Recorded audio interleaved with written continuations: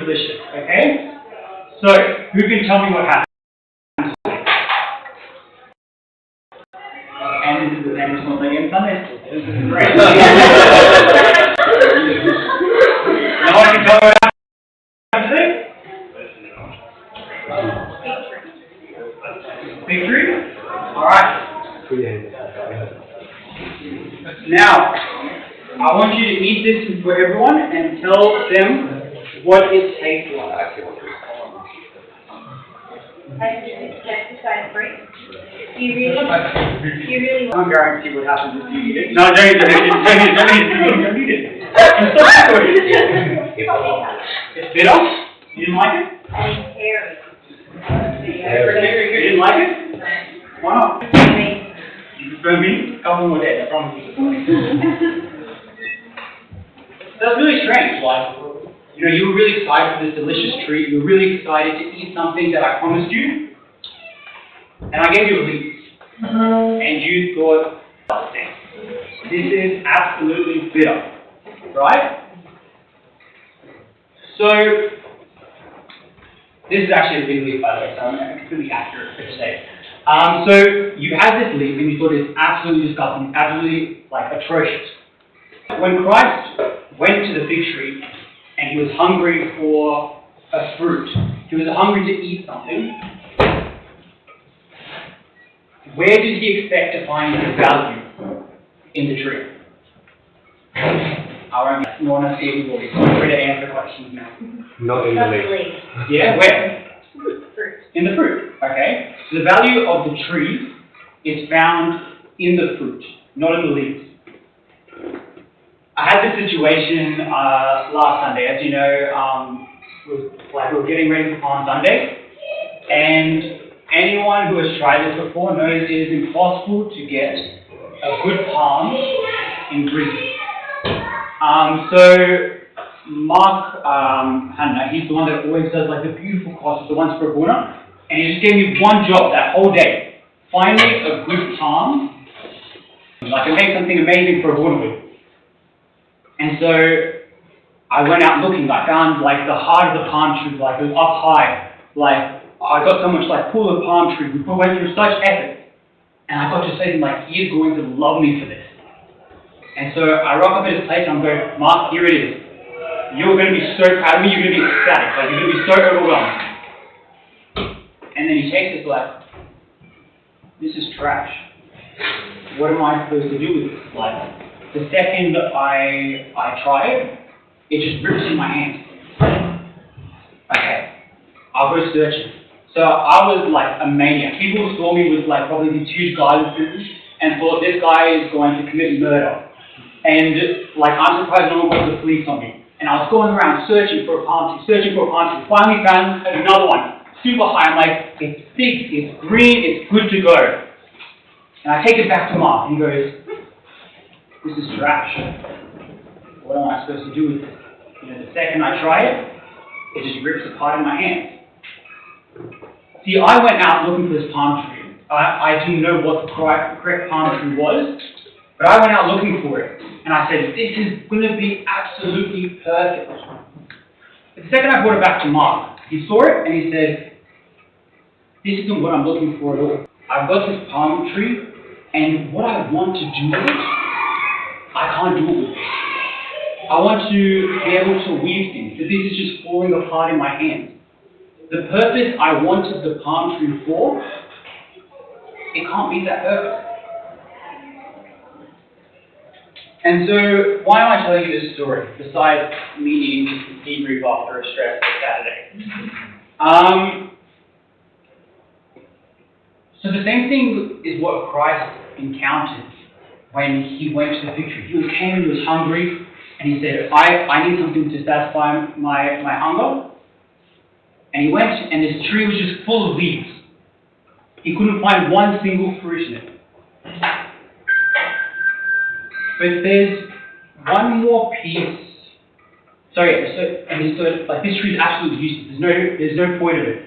But there's one more piece of the puzzle that is missing in the process. Does anyone else know where else fig trees are in the Bible?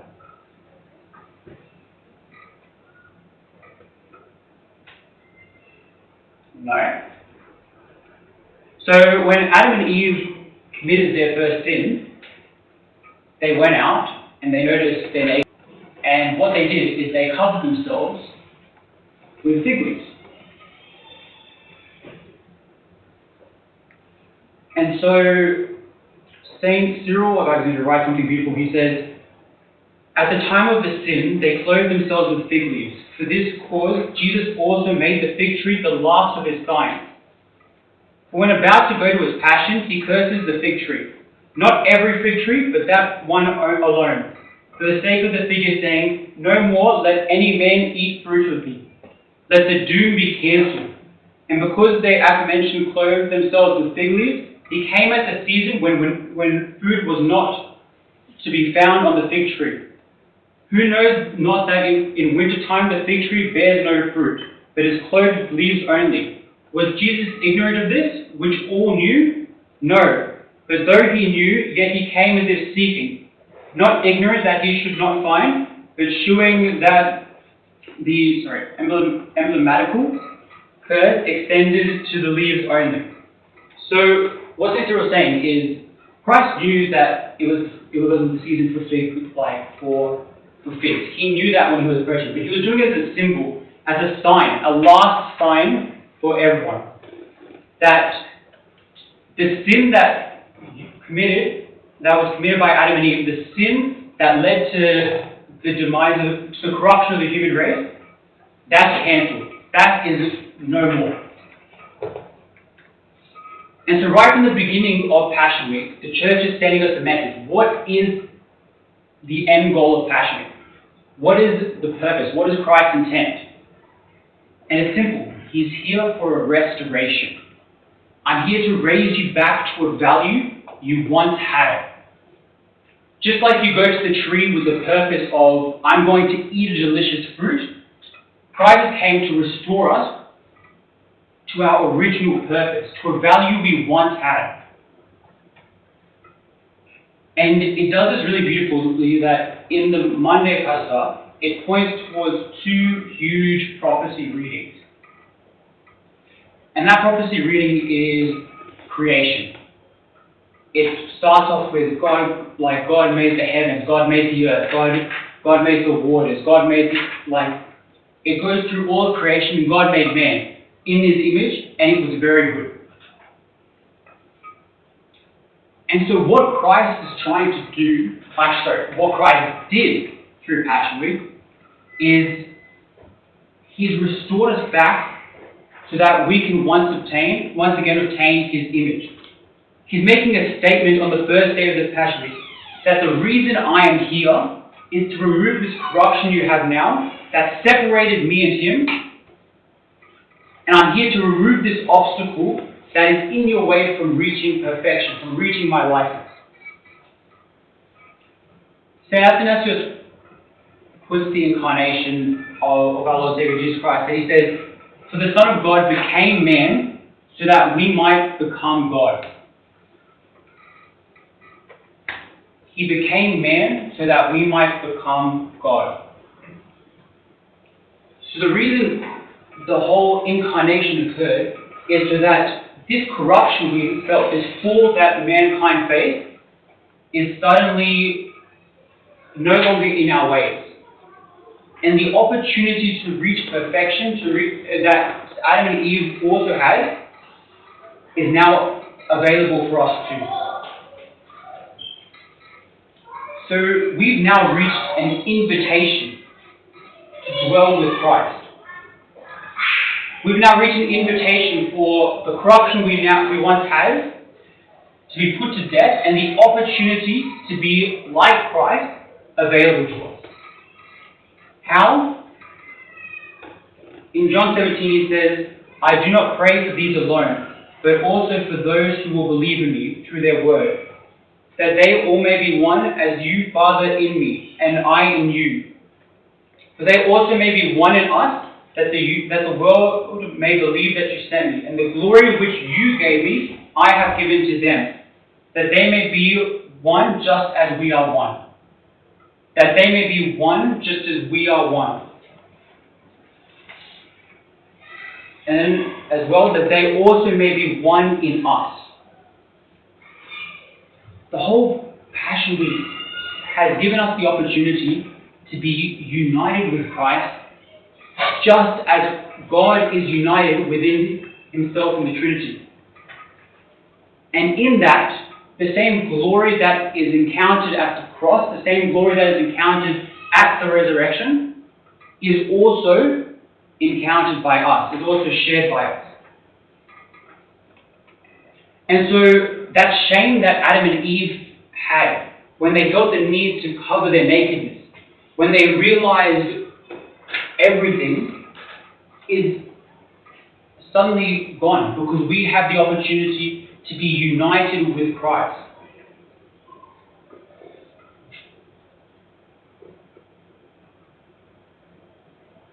But rather than just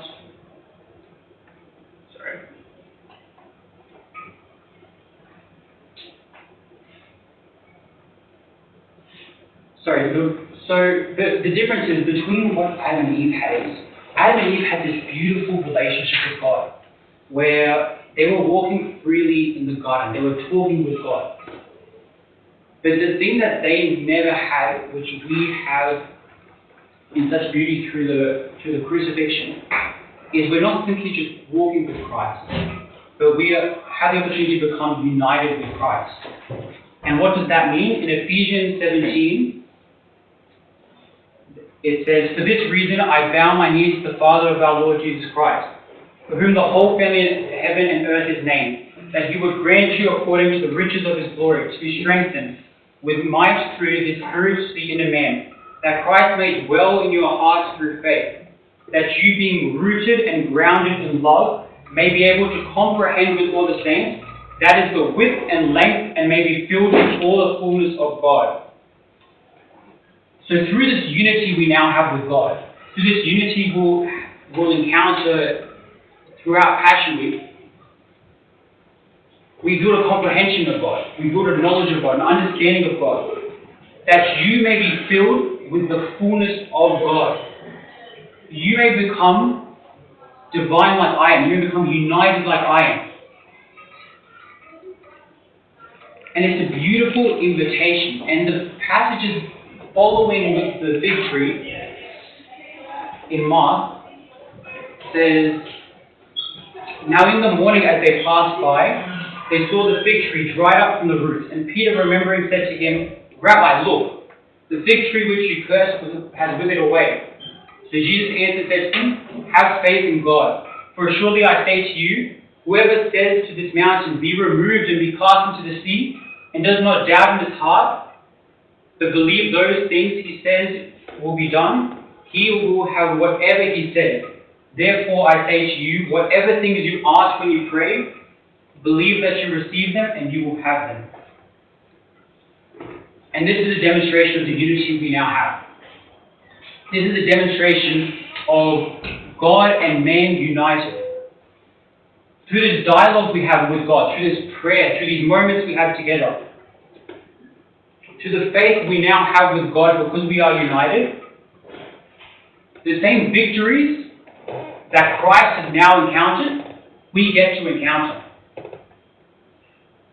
The same power in God, in that the mountain can be moved, the trials in our way, though huge to us, are so insignificant to him, we now share in that power, that if we say for the mountain to be moved into the sea, it will be moved. And for this reason we go through this process of the Passover. In the Jewish times, it was remembering the moment that the Israelites were moved from slavery into freedom.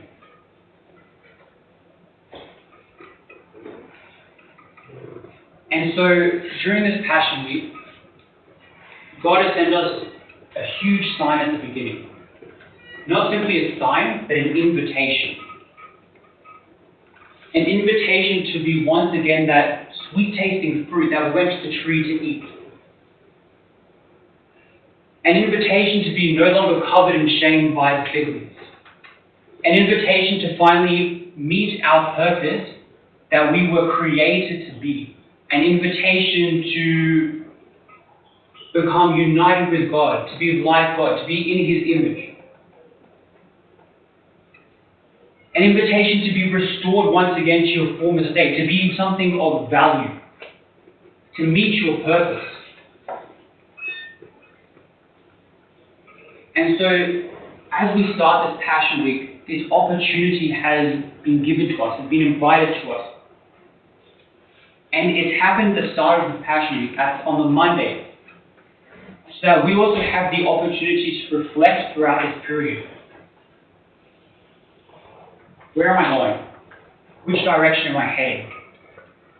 Am I looking to be perfected?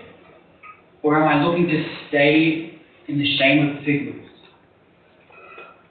Am I looking to be united? Or am I looking to be cast out of paradise just as Adam and Eve were? Am I looking to becoming a sweet tasting fruit that Christ looks for when He was hungry? Or am I looking to be the fig tree that only bore leaves, that Christ cursed and said, "Let no man eat of this tree again"? And these are the questions I want you to think about throughout the process of Passion. Where am I heading? Which direction am I going? What are my goals? What am I hoping to achieve? Not simply by the end of this Passion Week, but throughout the rest of my life, that I too can share in this glory and this unity that Christ has promised us. And glory be to God.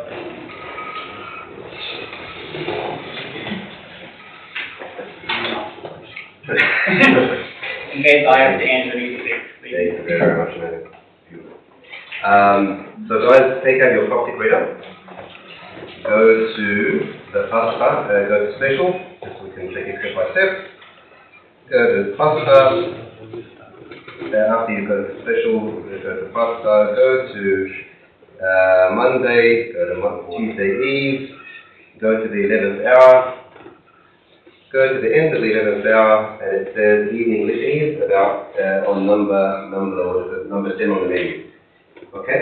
And then when we say for King of Peace, grant us your peace before the city of evening, we're going to be doing it a little bit different. It's going to be guys, one verse, girls, the other. Okay? So I want the girls to lift your beautiful, angelic, heavenly voices so we can hear your voices. If you need a little bit of help, we'll help you in the background. But we want to guys and then girls. Alright, we're going to start.